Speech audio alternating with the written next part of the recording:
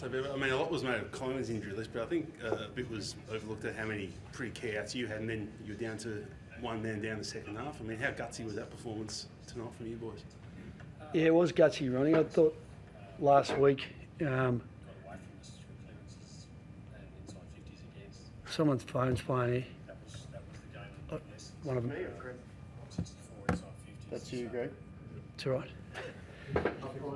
You're a bit inexperienced, Greg. haven't been at the Caper for long.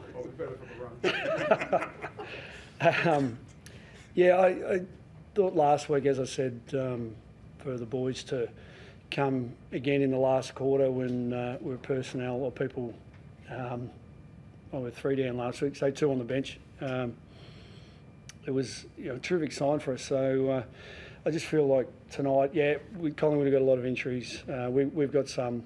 But under the circumstances, it just feels like more than just a win for us tonight. We haven't really won games like this for a little while, and just coming out of the post game meeting with the players, and I asked them at times, what are their thoughts, what are their emotions, do they want to express their gratitude, and one of the boys, I think it was Adam. Oh, actually, it was Harmsy, and obviously Harmsy didn't play much of the game, but he pointed out the influence of some of the younger guys, as the game went on, and may not necessarily been having outstanding games, but just little contributions. So that's important for the younger guys, for their belief. But we're all pretty satisfied tonight. You say it was like a pretty important win. Is it the fact that you've now won 3 of the last 4? You're only a game outside the top 8 now. Do you feel that the wheel is slowly turning for you guys after a bit of a shaky start to the year? I think there's definite signs there, Ronnie, that we're evolving and maybe morphing into a team that can challenge a little bit. Last week's probably a good example against the top side where. We were competitive for large parts of the game. We were a bit unstable in the third quarter when we lost a player or two. Their brilliance got a hold of us in some of the mids, especially Chad Warner. And that sort of threatened to happen again tonight. Nick Dacos's influence, especially in that first half. So, even for our players to get their head around that, do it a little bit differently. And arrest the slide. The centre bounce is just such a big influence, and for Tim and Lobby to a degree. But Tim and the mids to stabilise that part of the game was really important for us because we could hardly get it inside our front half in that first quarter. So some really good signs, and as I said, a bit of belief will come from tonight. Do you have to say anything to Sean Darcy to get his head back in the game after that horrendous start? Because he played pretty well in the end and was influential. He did well to settle himself, Greg. Sammy, he was sort of. I just spoke to him about the 50 more than anything. About what his thought process was, and he didn't really think that he encroached into that sort of protected area, but. He clearly did. And so, the message was just that the start's been a bit shaky from everyone, and it's just important that he rekindles or restarts and focus on what he's capable of. And he was really important for us. Show a bit of maturity. Sorry, Joe. Does it show a bit of maturity the way he was able to sort of settle down and play an important role? Well, I think so, because sometimes with such a big parochial crowd, especially when it's full of the opposition supporters, it's their home game tonight, you can go into your shell, and so there's a little bit of pressure, and it feels like the world can be closing in on you at times. So I think it definitely shows great maturity and probably character as much as anything, Shane, from young Sam. So, and to be able to convert his chances. I'll have a chat to him about that long snap. Not sure about that one. He's a bit too far out for that one, but he had a really influential game in the end. It felt like his contested marking inside 50 was what helped you settle the game a little bit and win a bit more ball in your front half, no? Yeah, that's a fair assessment. Yeah,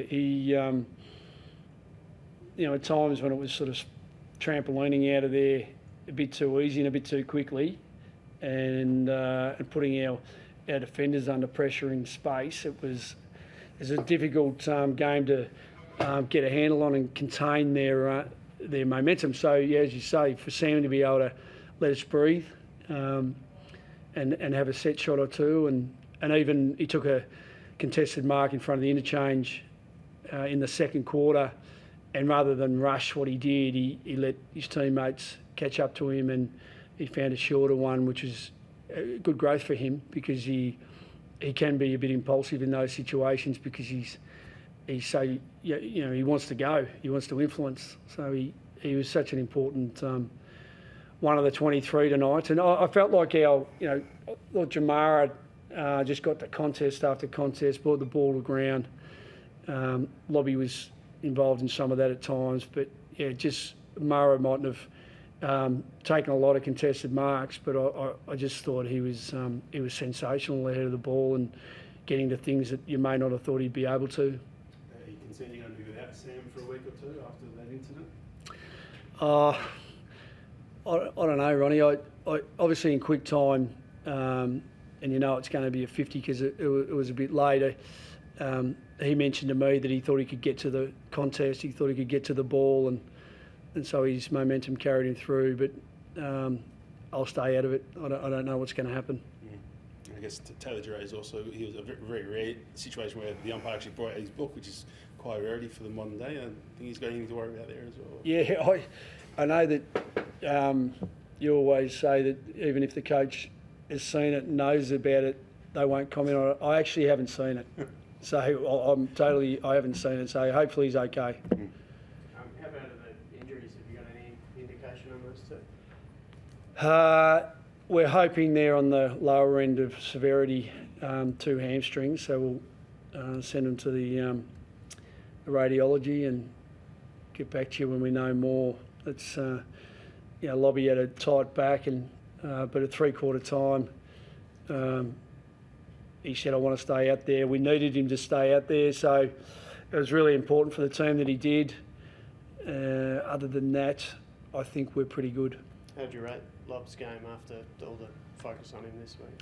Yeah, he just stayed in it. He had his moments, and he was a really important contributor in it.